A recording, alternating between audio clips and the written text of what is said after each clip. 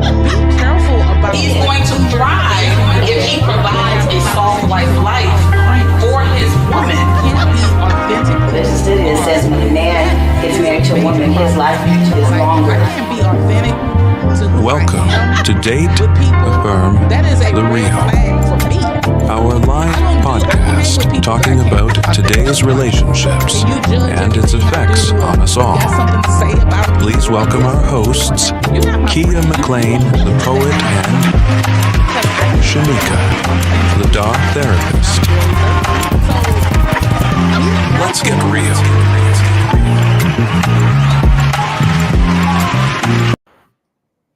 What up? Yeah, everybody. How y'all be tonight? Yay. What y'all got going on tonight? What it do? What it do? What it do? What it do? Happy Tuesday, y'all. Hope everybody's having a fantastic week so far. Hope all is going well. Yes. I am Keya McLean, the poet. And if you know anything, you already know who that is. Me, it says it right there on the thing, right there. Shimeka Arnold, the therapist. Boom. And guess what? That's my beautiful cousin. Yay. Yay. That's my cousin. So tonight's episode, it might make you clutch your, not your pearls, but might make you clutch your phone or your tablet or your laptop. You know, you might be like, ooh, let me clutch my stuff. I may need to be reevaluating some things. Okay. I might need to reevaluate some things. But here, if you're new to Date, Affirm, The Real, let me introduce you. This keeps us on task because guess what happens when me and that one get together?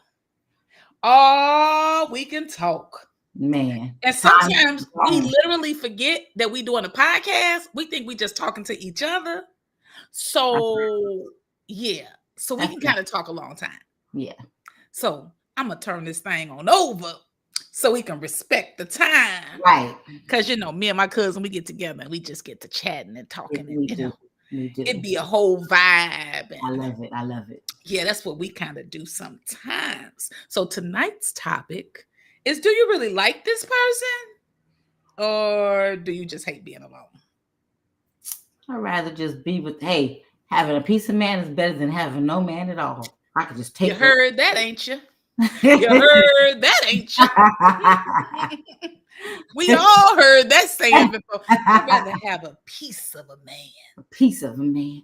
I'd take him married. You can have a piece of my life. I'd take him in a relationship. Waiting. I'd take him unavailable. I just want a man. We've been there, right? We've been there. Either we've been there or we there. Which one are you? Or are you trying to go there?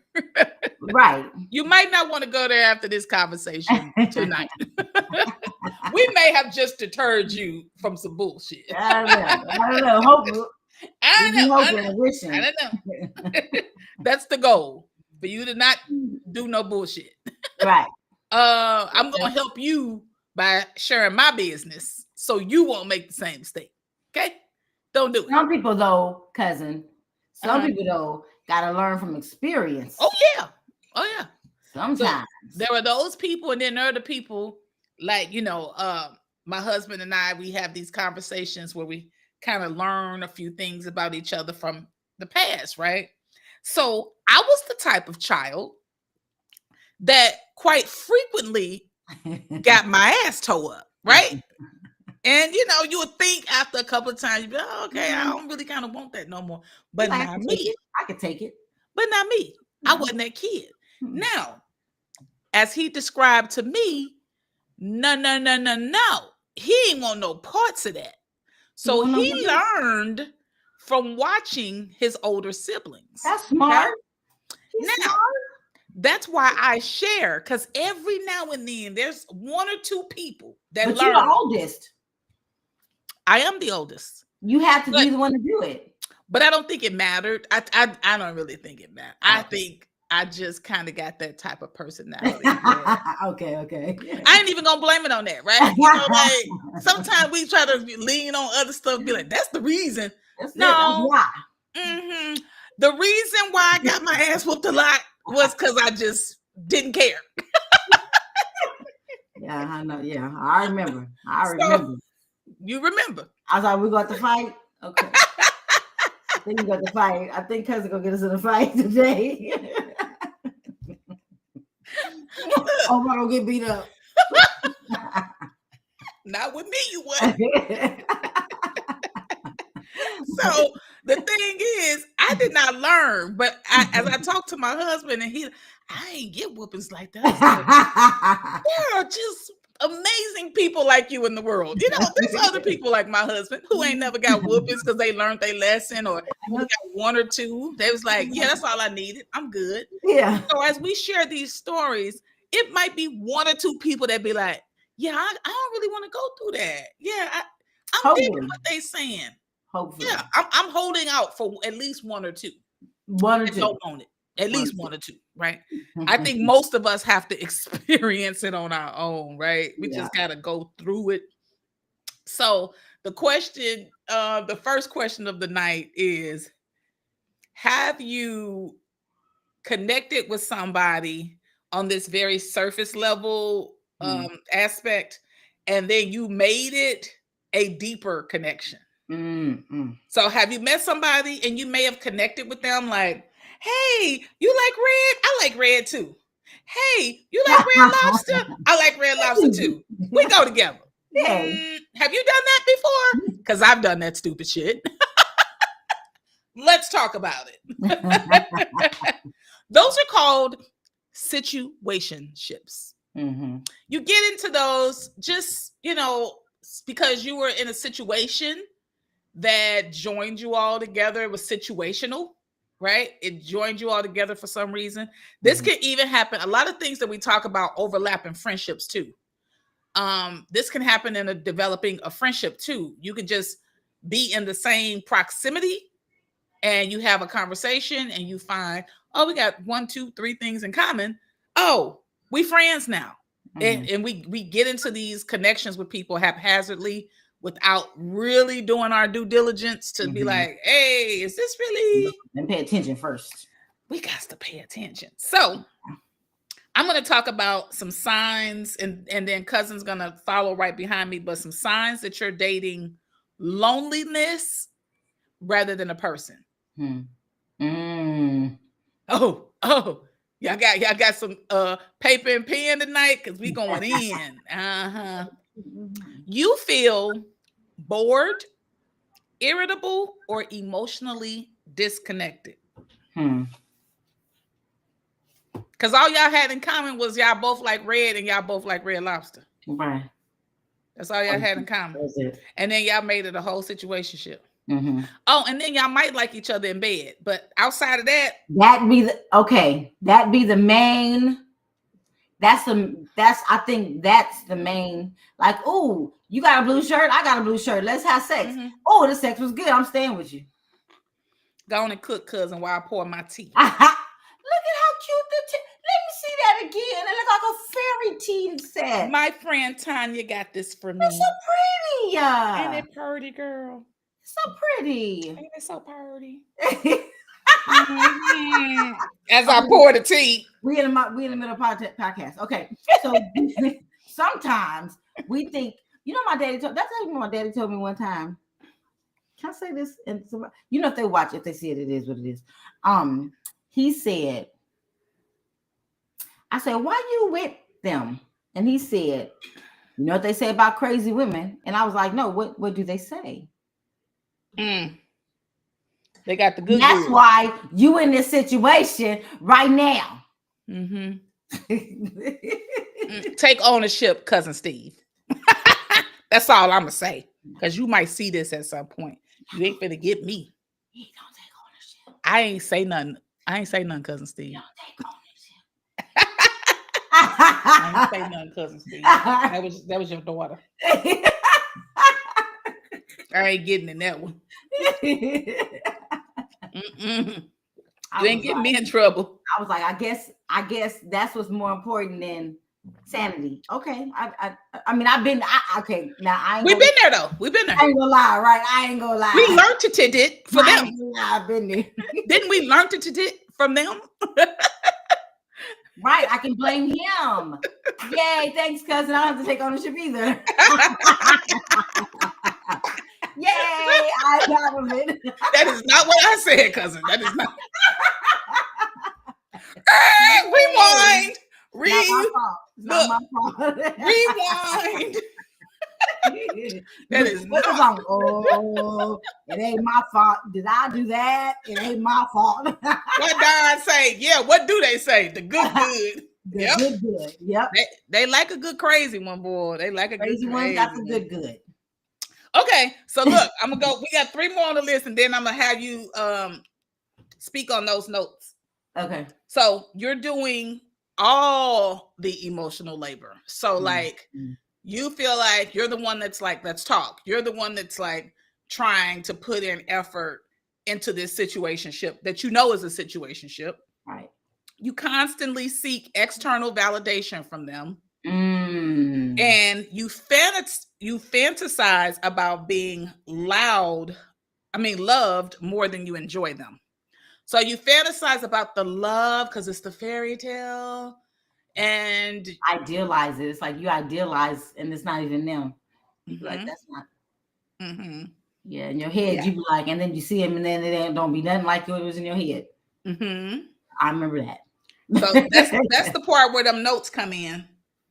The notes you gave me? The first set. Let me see. I got my phone on Instagram. Let me see. Let me go to my notes. Because Keya, you have my back. Loneliness triggers our survival brain. Especially after the betrayal. The survival brain. So, do be. You know, and then because I was thinking too when you were talking about when you said one of the things you said, and I was thinking like you feel like you have to fight for you, like prove something too. It's like I have to prove that I'm, because you said you're the one that's like sit down. Let's have a conversation. Let's sit down. You're the one trying to make the relationship like in your head. What's in your head? Yeah. You the one fight, you know, and then so you come back looking like tired. Again, you're on survival mode because you're trying to keep this relationship surviving. Yeah. And you're the one stressed out and tired, and they just do what they do. And it's not even really a relationship, right? It is. So, it's just not a healthy one. Well, okay. Yeah, it's definitely a relationship, but it's not a healthy one. Okay. Yeah, because you know we say other terminology, but really we are in a relationship with this person, but it's not a healthy relationship. So that's true. And you living in your head, not in the reality, you know, of what it really is. And so betrayal and grief. Wait, because you said loneliness triggers our survival brain after betrayal or grief. Yep. So now you're just trying to jump into something.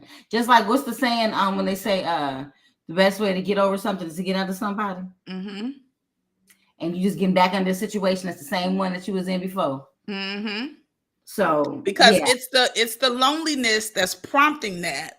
Right. And so what we're gonna go into. We're gonna go into the what you can do instead of that next. But right now we're just kind of sitting with what kind of happens as a result of you going into it.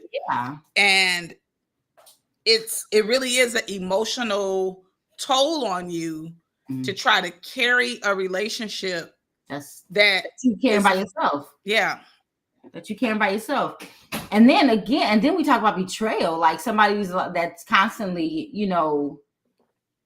I was just watching this TikTok. It was a TikTok or Instagram, and they were playing a prank on the girlfriend. So it was the best friend and it was the boyfriend. And the best friend and the boyfriend had went in the car in the girl's car to go get some food, and she yelling like, cause he got on FaceTime. He was like, no, we just gonna get your food. He was like, y'all just get in the car together. She's like, we friends. That's my friend. And I was like,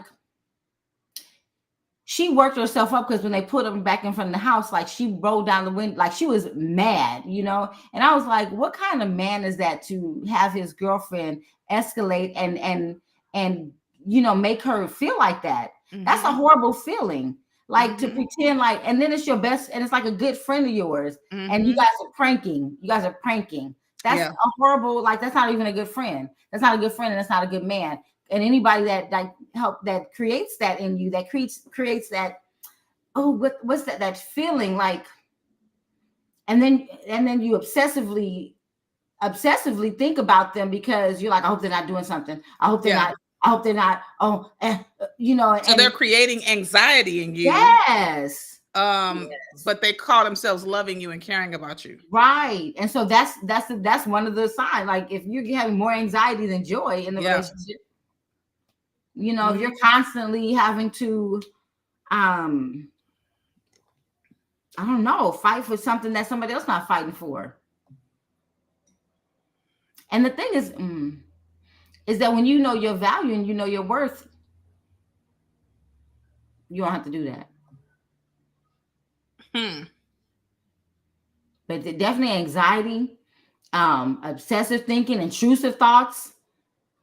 You get intrusive thoughts because then you're like, wait, where's, you know, let me check my phone. Let me see. He ain't said nothing to me. I think that it's also something that we constantly talk about as well, which is there are so many things that we were not taught that led to us doing this work now, because we grew up without tools. We grew up without the best examples. We grew up in fight or flight mode. We grew up kind of doing a lot of things on our own, especially like the Gen Xers. You know, we had to do a lot of things independently without any real guidance, right? We got in trouble for stuff after the fact, but there was no true guidance, at least like for me. I'm just going to speak for myself. For me, it was after the fact, I recognized, oh, that was wrong. That was wrong. But I didn't know beforehand. But by the time I found out it was wrong, it became a characteristic. It became something that I had become accustomed to doing or believing, or just kind of navigating through life, because it's something that I did for a long time without any true guidance. Right. But then there was guidance, though. The guidance is your parents. Yeah. The guidance is definitely your parents. So it's interesting because we got in trouble for doing things that our parents did. Yeah. But because we were children, we weren't supposed to do that. But our parents, because I remember things I've done that like lying. I get in trouble for lying, but let somebody call the house and my dad said, tell them I'm not here. It wasn't considered lying. Yeah. It wasn't lying, but it was lying. Yeah. You know? And so we have perfect examples of poor behavior. That's true. And so parents would say, do what I say, not what I do. That is not how that works. Yeah. That's not how that works. Children are watching you, even when you don't think they are watching you. I knew where my dad's weed stash was. I look back, think back, because he said, I found his stash. He told me when I was a kid, I found his stash. Apparently, I was paying attention and watching. Yeah. So that's true. We definitely are good observers. Yeah. If nothing else, huh? We good observers, boy. We watched and saw it. I think also for me, Don said, say it again for those in the back. We did what we saw. Yeah. For real. Like one of the things that is like, when I looked back on this, as I was thinking about this particular topic, I thought about, so one of the things is, that I came to the conclusion of is alone time to some people feels like a punishment. Because like as a kid, when I got in trouble, the punishment was go to your room by yourself, right? That was punishment for me because I'm like, I like to talk, I be. like to play, I like to do this, I like to do that. Like, why I got to be by myself? Now, what that taught me though, subconsciously, was that being alone is a bad thing. Was a bad thing, and you don't think about it. Keya. You don't think about it, but it came to me as I was putting notes together for tonight. Alone time was a punishment. So when I grew up, like I remember you saying this to me years ago. Years ago, you said, you fill all your time up, cousin. You fill all your time up. You're always on the move. You're always going. You're always doing your and my regular therapist, you know, you really my backup therapist, but my regular therapist, who I was giving coins to, said the same thing. Should have just gave you all the coins all along. It's illegal. It's unethical. But I'm just playing, y'all, on the internet. I'm just playing. Right. But no, actually, you said that to me. And I remember like my therapist had already said that to me. And I was like, no, I didn't really see it as a bad thing. Like I had been so used to filling my time up because as a kid, my mom would put me on 30-day, 60-day punishments of being by myself. Like, especially like if it was summertime, she would do that to me. Like, that's when the kids outside playing. Like, you got to be in the room by yourself, right? Or even like a spring break or something, you know, a long break. She would do that. Wow. And so alone time was always connected to punishment. Yeah. So we grow up thinking that if we're alone, that's punishing. Dang, that's good, Keya. That's good. Man. I also when you said survival mode, you know, too, we sometimes we have to fill our time up with noise or something because of trauma. Yeah. Because we don't want to sit and remember any of that trauma. And so I remember like because some ADHD symptoms could be forms from trauma. And so some of the symptoms I had was like, okay, I'm on the phone. I got to talk to somebody. I got to put some, you know, I got to always be hearing something. I got to hear the TV playing. I got to. Yep. So I couldn't be alone because I need to hear somebody talking to me. I couldn't sit still. And so it made me think, so this was something that I thought about some months ago and I wrote it in my journal. And I'll share it with you all. And I said, I wonder if, because people have always classified me as a social butterfly.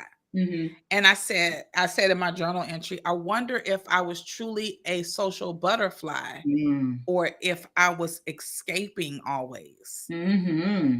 Right? Like I just ended up escaping always and being around people and talking to people and, you know, being out all the time and constantly doing something. Had me in a space where I didn't have to concentrate on thinking, feeling, any of those things because the thoughts anyway was the negative self-talk. Yeah. I'm not good enough. Why don't people, you know, why am I in the room full of people feeling lonely? Yeah. And that's how you end up like with that imposter syndrome. You end up because you're mimicking several different people around you, right? So you see that person do this, then you do it. You see that person do this, then you do that. And but I really wasn't taught how to be alone in a healthy way, right? Even though, like for me, you know, my aunt was a librarian. This is how I became so enthralled in books and reading and writing. My aunt was a librarian, my great aunt, and she was married to my great uncle, my grandmother's brother. She was married to him. And during the summer when we would stay with my grandparents, my grandmother was working and she would have us go to the library. So we went to the library 5 days a week. Wow. All day long. I'm not kidding. We were at the library from 8 to 5. So I spent a lot of time reading. I spent a lot of time writing. I spent a lot of time in that space. However, that wasn't like, that even wasn't punishment to me. I just thought, I'm learning, I'm reading, I'm engaged. But it was that alone time where she would take my books, because she knew that books made me happy. She knew that I enjoyed reading. So that was part of my punishment. Just sitting alone. No music, no books. Wow. Like nothing, right? But I had a pen and a paper. I always had a pen and a paper. And I would hide it. Like I would hide it under my bed. I would have something because I knew she would take it. Wow. Right? So I had something that I could at least turn to. But the point of that is, sometimes you don't know how to be alone because you weren't taught how to be alone in a healthy way. Right. I love so that. It's not necessarily your fault that you don't know how to be alone. And this is why you have to either rebuild or build a connection with yourself. You haven't been taught to connect with yourself. Right. And it's going to be uncomfortable in the beginning because that's not what you're used to. So it's going to feel uncomfortable. You're going to feel like people are watching you.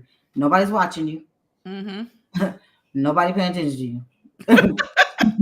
I remember when I first started doing that, like and it was consciously, I said, I want to, take myself out, and I was like, okay, I'm going to start at Starbucks. And it was weird at first because, I'm like, what do? I'm just sitting here. Like I just look stupid. I'm just sitting here, right? Okay, so I got a little journal, whatever, to make it look like I was writing, whatever. But eventually, I just, and then but it was uncomfortable in the very beginning. I just had to keep on doing it. Yeah. To get comfortable with going somewhere by myself. So, I mean, you have to practice what you're trying to put into practice. Into practice, yeah. That's what it is. You got to practice what you're trying to put into practice. And that's a good one. That's something that I did to honor myself, to embrace myself, to love on myself, was go places by myself. Interesting. I had a conversation with somebody today and I said, I try to take a solo trip every year. Some years I don't make it, but that is something that's really important to me to do, is take a solo trip. Just do something alone. I don't have to do it for a long period of time. The last time I did it, I went to Denver and I was gone for just 36 hours. So I don't have to do it for a long time, but I love to just treat myself to something for me. I don't have that same desire and need to be around people like I used to. Right. And that is and I think that's one of the things that happens when you get to that space of healing, is that you enjoy yourself, right? Because you know yourself, you understand yourself, you can talk to yourself, you can hear from yourself. Like I do all those things. So when I used to hear people say that, I used to be like, talking to yourself, answering yourself, like it sounded strange to me. Right. But I get it now. I really do. I know how to sit with myself. I know how to enjoy just my own company. Right. I know how to do the things that refuel me, right? So that I can go back out and engage with people. Because, the last 5-6 years, peopling has been a lot for me. I ain't even gonna lie. It's been a lot for me. And people are getting weirder and weirder. So that makes me be less open to peopling. Right. But I will say, I do believe I'm a people's person. Right. But I'm not the person that I thought I was years ago, before I recognized that I was trying to just fill all my time up so that I didn't see things about myself. Right. Or feel things about myself. Or heal things about myself. I'm not running from that anymore. And I'm not trying to escape from that anymore. I'm running towards it. I'm walking towards it. I'm embracing it. I'm feeling it. I'm doing all the things I need to do because it's mine. Right. And it's mine to heal. And that's the thing about connecting with other people, is we run to other people thinking they can fix that for us. That external validation, that external, you're looking for external. And you don't have to look for external. It starts internally. Yeah. So then sorry. Go ahead. I'm Go sorry. ahead. Go ahead. I need my notebook so I can write the stuff down, because then I'll be cutting people off. Go ahead. I was gonna say, that because we're seeking after that external, right? And the thing is that it's about internally, because if we don't fix that internal, everything the negative thoughts we think about ourselves internally, externally will show up. So if we don't feel like we're worthy of something good or somebody good for us, then that's what's gonna show up. Somebody's not good and good for us because we don't think we're worthy of it. Yeah. And so, and when you just said we don't think we're worthy of it, you made me think about, I saw a TikTok earlier where this girl said, I believe that people are in the relationships that they deserve. Ooh. Then another girl came back and stitched the video, and she says, I don't agree with that. I don't agree that people are in relationships that they deserve, because what if you're in a relationship based on your trauma and you've accepted somebody that's abusive or narcissistic? You don't deserve to be in that relationship. You might have chosen that relationship, but you don't deserve to be in that relationship. We all deserve happiness and joy and positive connections with people. I think where she kind of missed the mark on that message is it's not what people deserve. It's what people are choosing. Yeah. People are choosing things, but they're choosing things based on a lack of knowledge, a lack of experience and awareness. And those things are what skew our decision making. I think both of them are correct. I'm gonna tell you why. Because some people, you can tell them they have options, and some people are like, I'm okay with right where I am. And so maybe because they don't know any better, though. That's maybe not deserve. Yeah, you're right. Yeah, maybe not deserve. It's even if they have heard something different, right? So think about our own personal journeys. Even there was a point before I got to where I am where I felt it. Like, I don't need to be in this relationship, right? This ain't the right relationship for me. But I stayed in the relationship because I didn't have awareness. Then I didn't have the self-love, right? And then I didn't believe, like I wholeheartedly didn't believe that I could get anything better than that. Yeah. Right? And that was my reality at that time. So I think to say just flat out, well, that's on you. Now, yes, some things are on us, right? They are. But I think like just there's some empathy there for a person that, because this happens I've seen it happen on both sides, for men and for women, where we typically think this only happens for women. It happens for men too, where they don't have the self-esteem or the awareness, or the experience of positive, healthy relationships, and they end up with a narcissistic woman or a woman that's lying and cheating and playing games with them. So it can happen on both sides, and I wouldn't necessarily say they deserve it. I would say that they're making choices based on their brokenness, based on their pain, based on what they don't know. And I say, they're going to still make whatever decisions they're going to make. Right. But I don't know. It just felt harsh to me. I don't know. She must have been mad at somebody, and she was like, that's why you got to, you deserve that relationship. That's usually how it go, right? They'd be like, I don't care. Man, I don't care you going through that. That's on you. That's on you. When my ex-husband got married to my cousin's best friend that was part of the family, I was like, happy birthday, Merry Christmas. Y'all deserve all yours. There you go. That's a whole book, cousin. I was like, wait, I shared this? Wait, we're on live. My bad. That's okay. It's your story to tell. However you want to tell it, it's the truth. Ain't nobody lying about nobody. Some people deserve exactly what they get in that situation, right? Okay, Yep. I feel like that you did in that situation. In that situation, that's true. You deserve it. Get exactly what you got. That's true. I think. Yeah, that's true. You getting what you.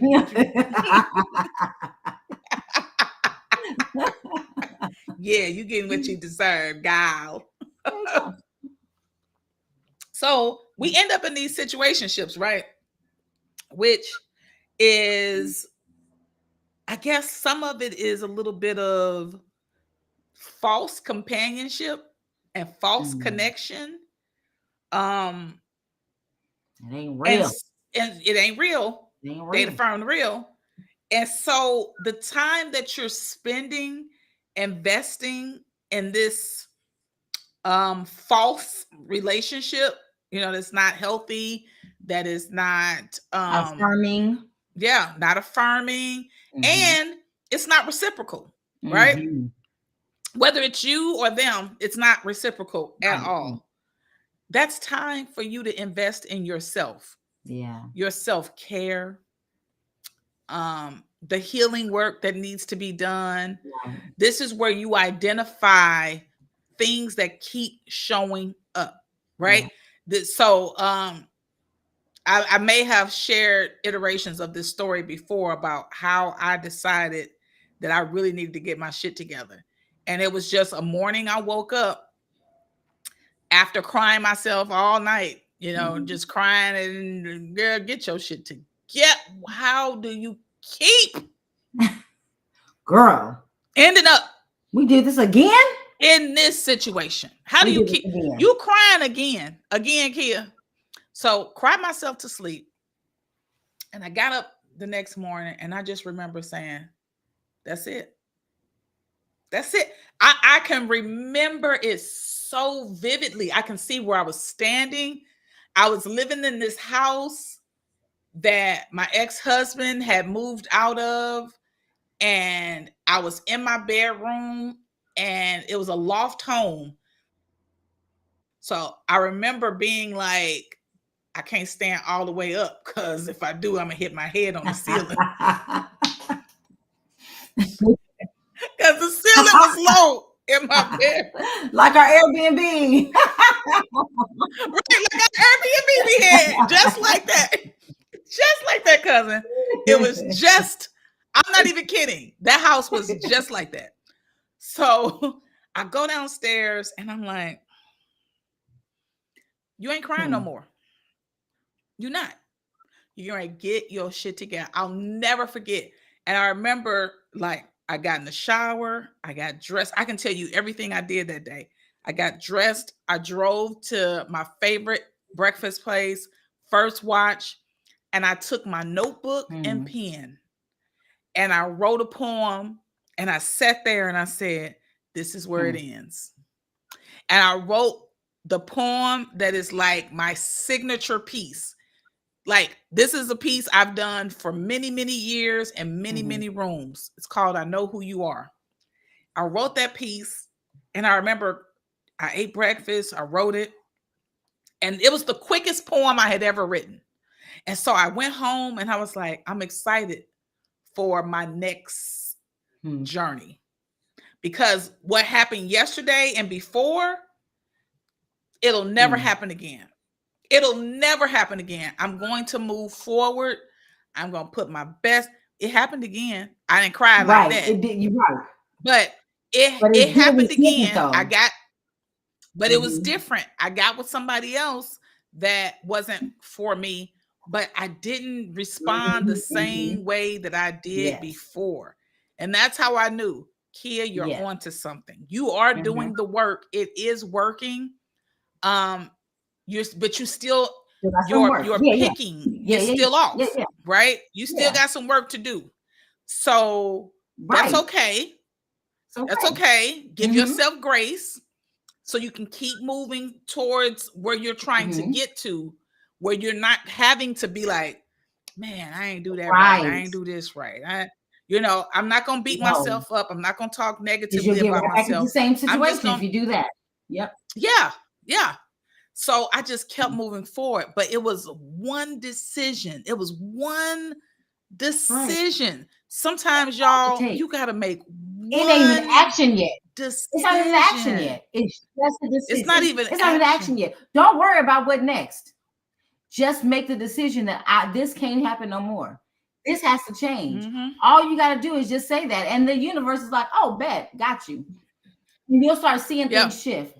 You start seeing yourself shift. Exactly. And I go back to, I may have said this on here before, but my good friend Rain said years ago, she said, when you move, God moves. When you shift, God shifts. It's all about, all about the shift that you do. You have to do it. I can tell you this, Shamika can tell you this, your mama can tell you, your cousin can tell you, your brother can tell you. You have to make the decision. Once you make the decision, I'm telling you, the shift happens. It happens. We're witnesses to this. It happens. Because I like Keya, like I was crying, like I was pacing my room, like this gotta change. I can't keep doing this over and over again. Like I can't keep, like, what is wrong with me? I was like, what is wrong with you? Why you keep doing the same over and over again and thinking and it was like something has to change.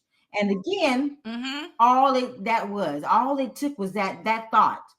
And things start to shift. Now, again, I still made the decision, made the choices, but it was different. I was different. I was seeing it different. And that's the one thing too. Even when I was asking, like, I was like, something's got to change. Something's got to be different. And that's how I got into the access consciousness, because I started asking the question, and I went to because I do like crystals and stuff. And the lady, and there was something on the flight. I was like, that's for me, like, because I was drawn to it. And it let me know, and that I had a discussion with the lady. She had a thing talking about it, and the thing is that we have to be accountable. We have to hold ourselves accountable for the choices we make. That's the best thing you can know, is that nobody can make you do anything. It's your choice. That's good. Like, how amazing is that? Like, how amazing is that? Every mistake you made wasn't nobody else's fault but your choice. So now, because it's yours, you can choose something different. Yeah. Okay. She said, y'all preaching today. She said, we preaching today, cousin.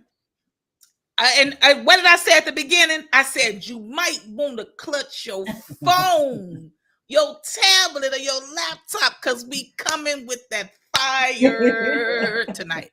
We coming with it because this is needed, right? Like, I think I probably would have listened if I had this messaging as I was going through this back then, because I didn't hear this type of messaging back then.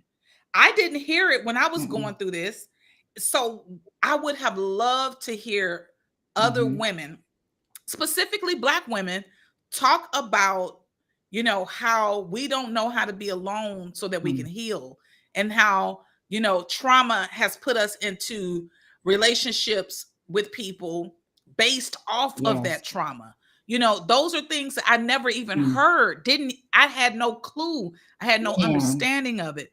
And so to know that my decisions, they were my decisions, but I learned them from watching my family.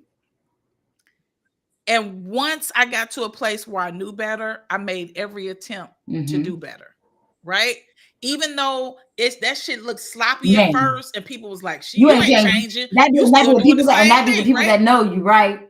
You still the same. That be the people that know you. You ain't changed. You doing the same. And I heard that so much. I heard that so much that people were constantly, it was like they didn't want to see me heal. They didn't want to see me grow. They didn't want to see me become better. Because now I'm not the person you met.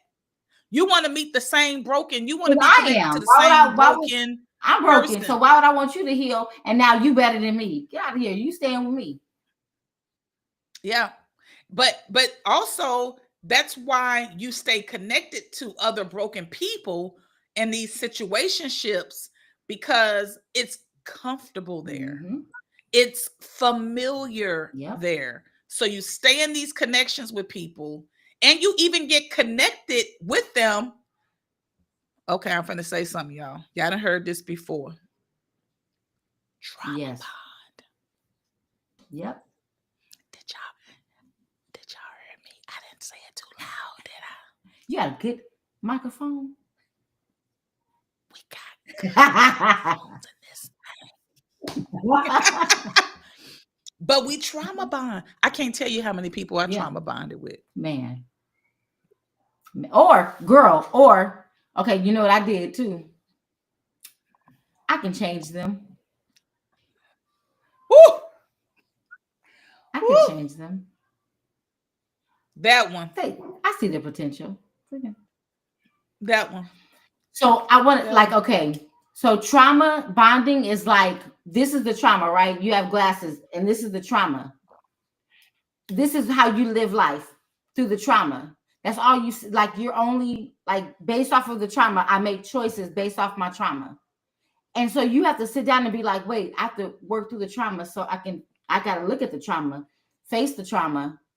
And so I don't have to see through it anymore. And so now I can see things and heal and see and see things through a healing lens and not through the trauma lens. Say it again, because I think you just told them something. Be like, MK say, I can love them through it. Right, girl. Your love. How many times I done that shit? All they need is my love.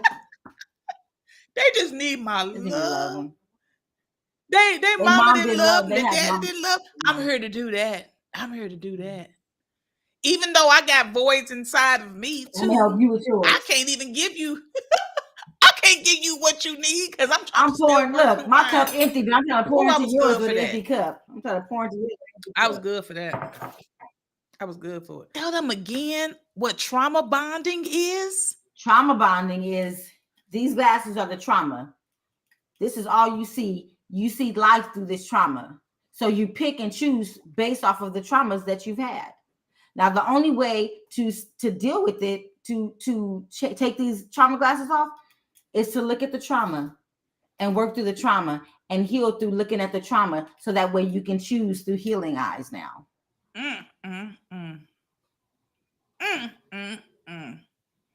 That was a whole word. I don't even think y'all picked that up. I don't think y'all picked it up. MK said y'all in my business. Listen, girl, we in our we in our business, okay? Because we talking about our ugly past too now. Come on. We giving our business out too. Man. This is serious. When you keep on making those choices, it's because you still looking through the trauma. Man. The lens of trauma. That was good, cousin. That was some good shit. Oh, that was good. Shit. I don't even eat neck bones no more. I feel like I just had a pot of neck bones and potatoes. Ooh, that was good. That was good. Man. When you looking through them trauma lenses, you hear things from trauma, you see things from trauma, you feel it from the trauma. That's why you always feel like that's why you feel like somebody's attacking you when they say something. That's why you meet people that get defensive all the time. You can't tell them nothing. They lack emotional intelligence because everything is, and you know what? That was good, cousin, because you know what I just experienced with that person that was being immature and lacked emotional intelligence. I didn't even think about that. Like, I knew that it was like a bruised ego response. That's why I got that. Yes. So I recognized that. Yes. But I didn't even think that. Yes. See? Oh, see? Yes. She was talking to me. She was talking to me from trauma. Yes. From trauma.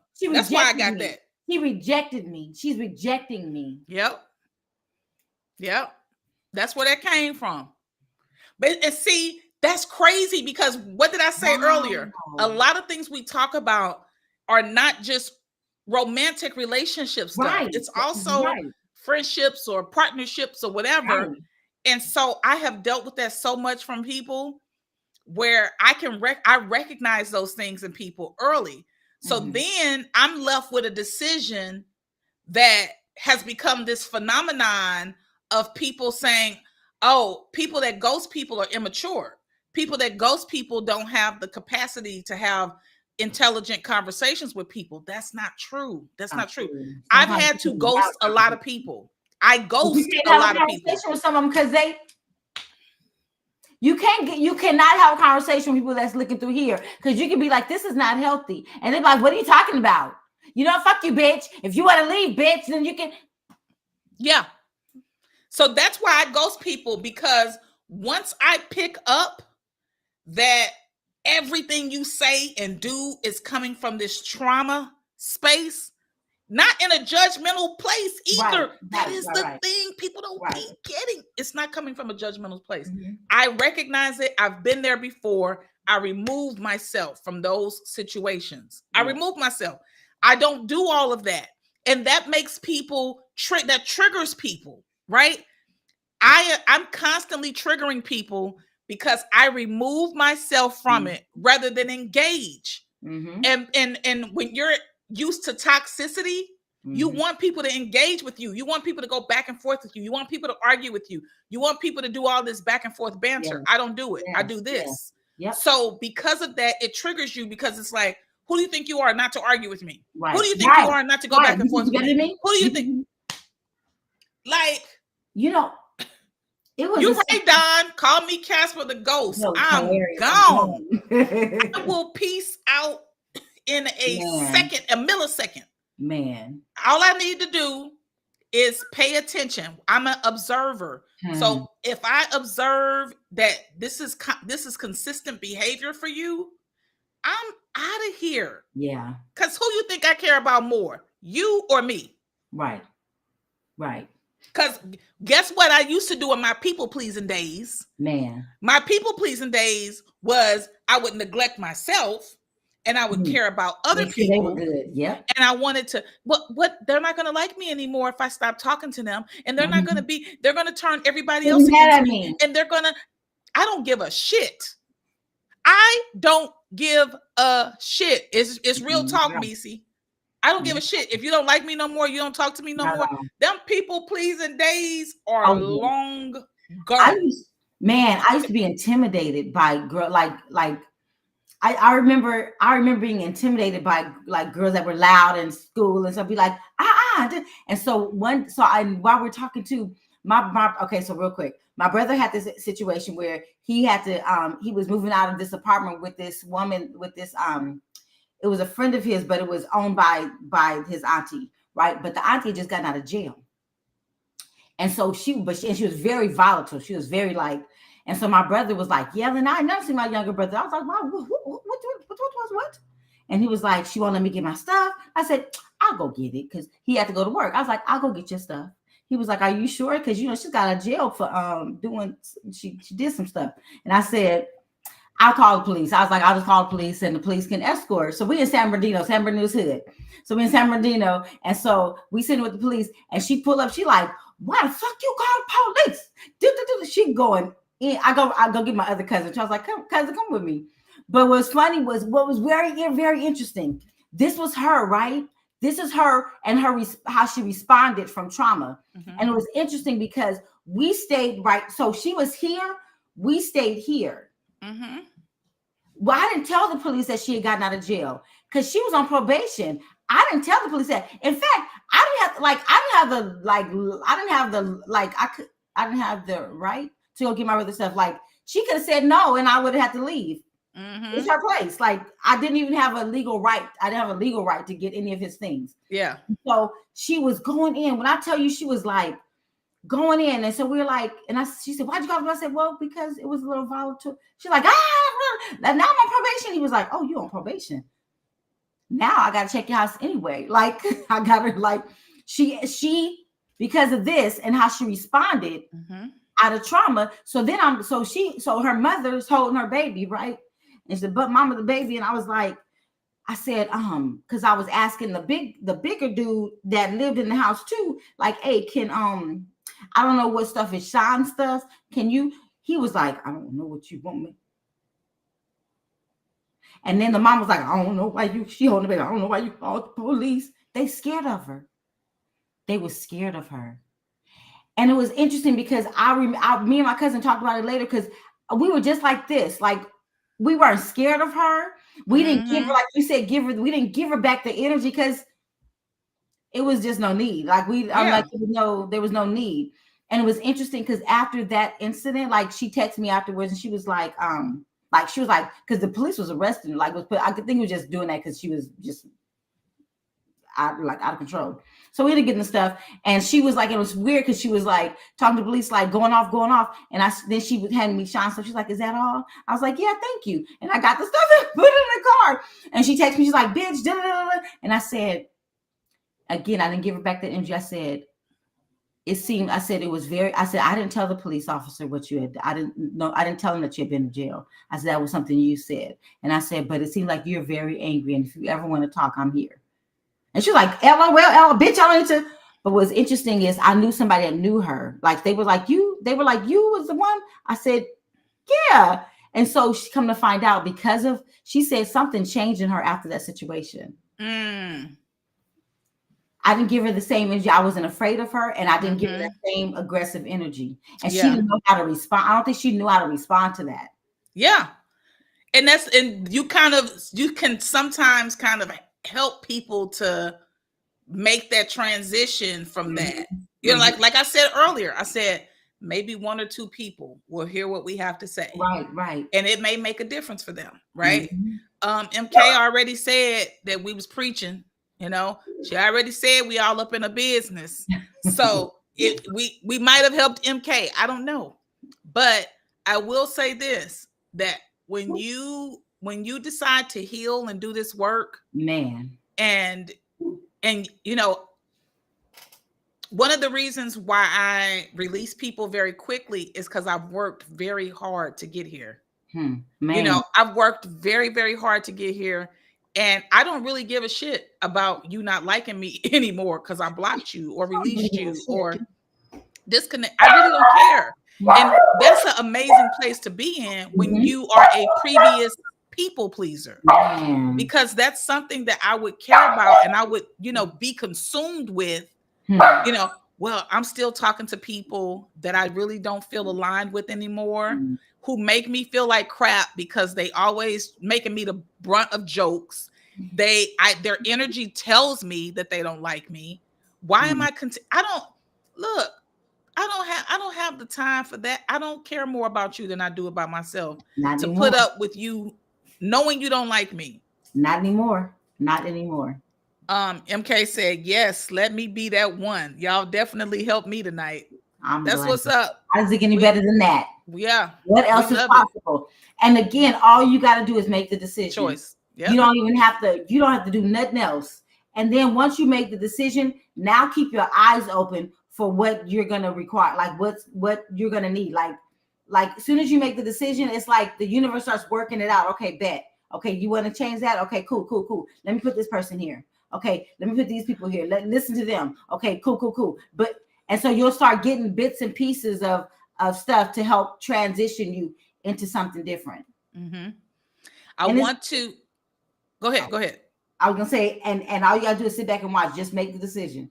Sit back and watch, and then you'll be doing the work. And yes, it will be difficult and uncomfortable for a minute because you move into a different beat, right? It's gonna feel strange at first. It's gonna feel off. It's not gonna be the most comforting thing. We're not gonna lie to you. We're not gonna tell you this is gonna feel good. It is not.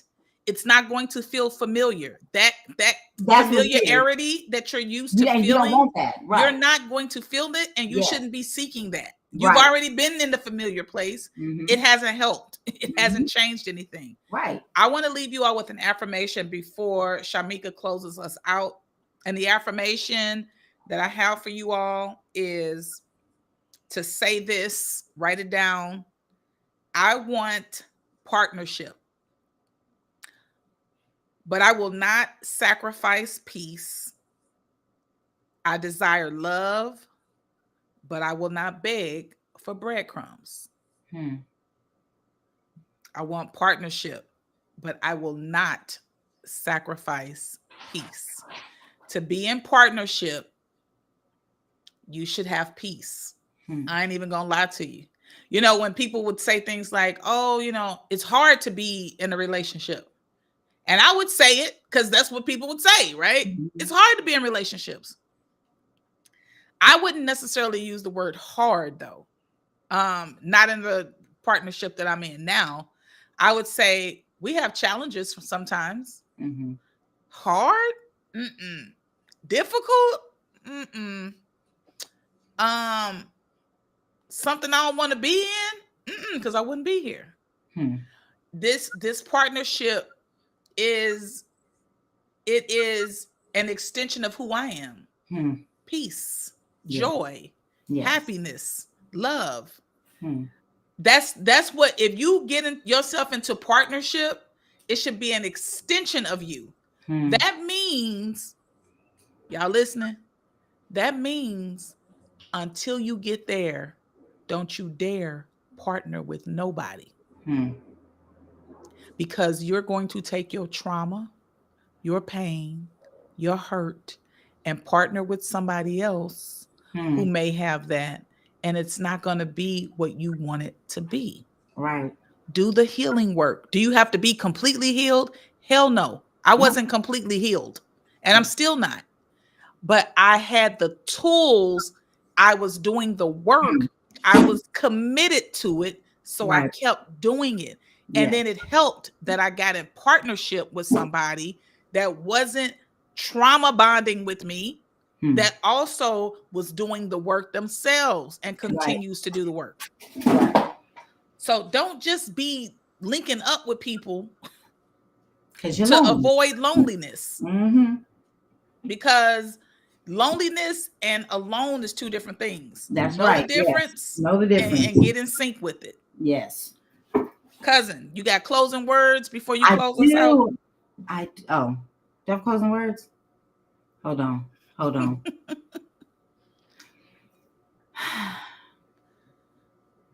It's your choice. It's your choice. Nobody can make you do anything you do not want to do. And that's the beauty of this whole thing, is that it is up to you to choose something different. And you don't have to. So it's up to you to choose whatever you want to choose. No judgment. And then don't judge yourself either for getting back in the situation. Don't judge yourself, because that makes it worse too. Mm-hmm. You know, actually celebrate yourself for choosing for you. Yeah. That's good. I love that. It's your choice. We say that a lot on here. Yeah. You know, we share, it's our thoughts, our opinions, our experiences, and then you get to eat the fish and throw away the bones. Whatever doesn't serve you, don't take it. Yeah. But at the end of the day, you get to decide Yes. the journey that you want to be on. Yes. It's Yes. yours. Good job for choosing. Yeah. Yes. Yes. All right, cousin, close us out this Right, thing. you guys. That was good. We're going to do 3 deep breaths.